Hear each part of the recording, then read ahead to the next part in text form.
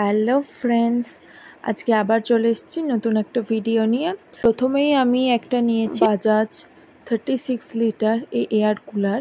আমি ফ্লিপকার্ট থেকে অর্ডার করে কিনেছি। এর কালারটা হচ্ছে হোয়াইট।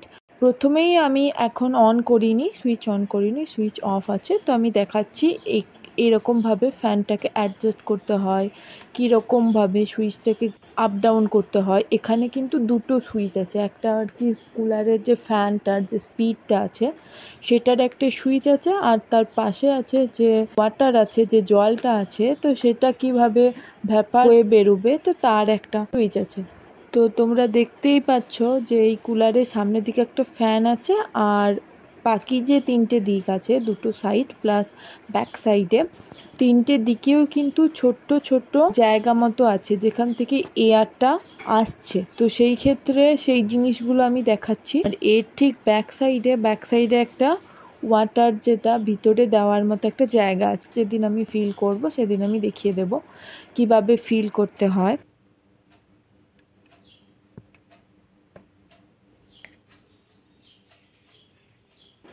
এখন আমি সুইচটা অন করলাম। প্রথমে এই যে ফ্যানের এখন স্পিডটা মোটামুটি কম আছে,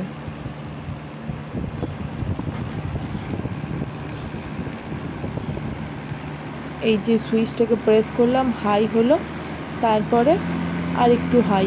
আর এই সাইডের যে সুইচটা, ওয়াটারের যে একটা রোটেট হচ্ছে, ব্যাপার টাইপের মতো বের হচ্ছে। তোমরা যদি মনে করো যে না আমার ওয়াটার দরকার নেই, তাহলে শুধু ফ্যানেতেই কাজ হয়ে যাবে। সময় চেষ্টা করবে যে যাতে যেখানে তোমরা থাকছো তার ঠিক সামনাসামনি হয়, তাহলে ফ্যানের হাওয়াটা ঠিকঠাক মতো পাওয়া যাবে।